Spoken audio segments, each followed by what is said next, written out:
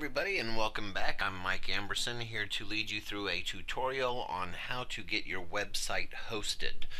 In the previous videos we talked about registering your domain at GoDaddy.com. However, today we are going to go over to HostGator, and that is where we're going to get our hosting account. Now the reason I recommend HostGator is quite simply because they have, with the plan that I'm going to recommend, unlimited disk space. You can host as many websites as you want on a single account and never have to worry about running out of room. Now GoDaddy.com has a similar plan, and it's actually a couple of dollars less.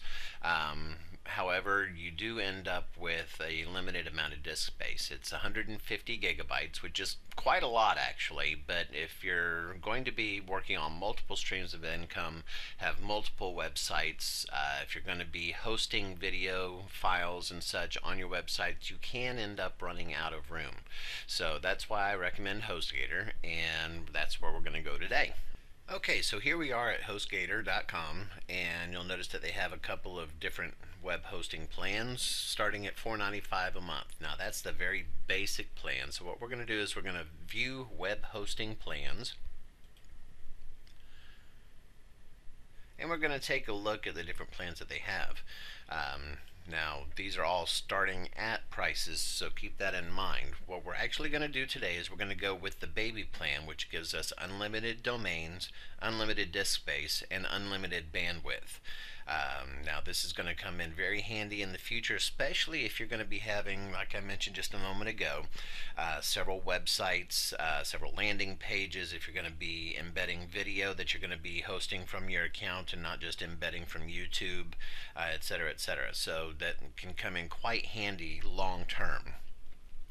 However, it's not going to be $7.95 a month, just starting out, unless that's what you want to do. That's their 3-year plan.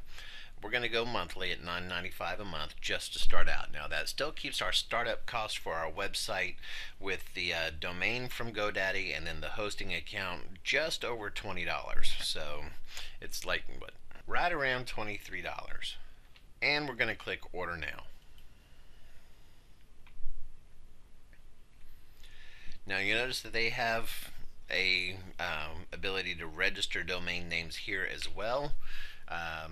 But we've already registered our domain name, so we're going to enter that in here. Now in the previous video I registered the domain gettingyourfirstwebsite.com.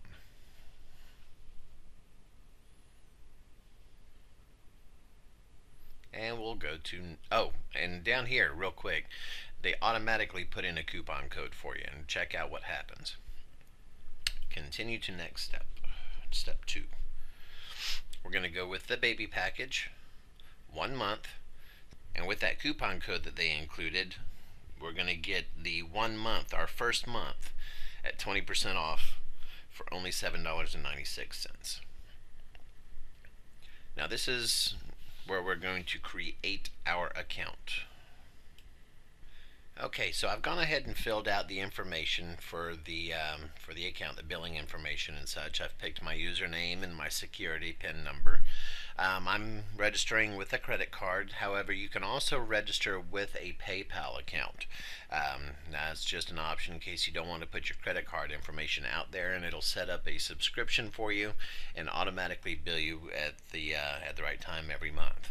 So once you've got that filled out, we're going to go ahead and scroll down just a little bit further, see what they're offering you as far as the coupon and everything else, and then just underneath that we're going to create our account.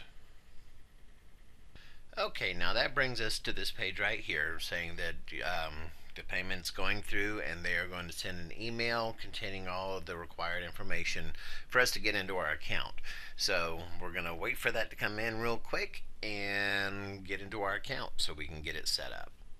Okay, our email has arrived, and this is the information that you're going to need in order to get into your account. Now you're going to want to save this email so that you can have access to your password. The passwords that HostGator requires, it can be a bit difficult to remember.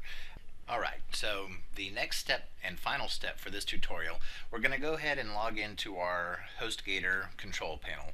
We're going to do that by clicking on the link for the Your Control panel in our email, and that's going to take us here. Alright, so what we'll do is go ahead and fill in our information, as is typical with any login situation.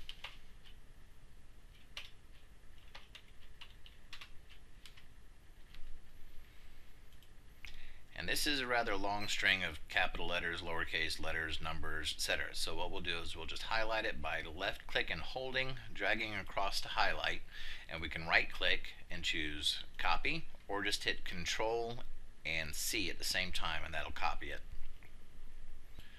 And we'll paste it right in here. Right click, paste, or you can hit Control and V as in Victor, and log in.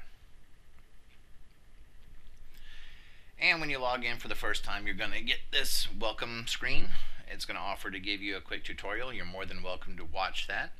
For the purposes of this tutorial, I'm going to just click No, I'm fine, thanks, just so I can show you the rest of the back office here. And this is where you're going to find everything you're going to need to set up your website.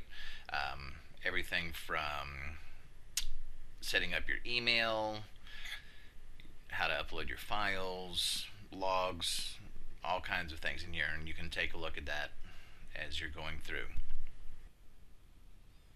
Alright, so now we have our HostGator account. You have your hosting account set up, ready to go, and in the next tutorial I'm going to be showing you how to set up your website for free using blogging software. I'm also going to show you how to point your currently forwarded domain to your now hosted website. As always, I hope this tutorial has been informative for you, and we will see you in the next video.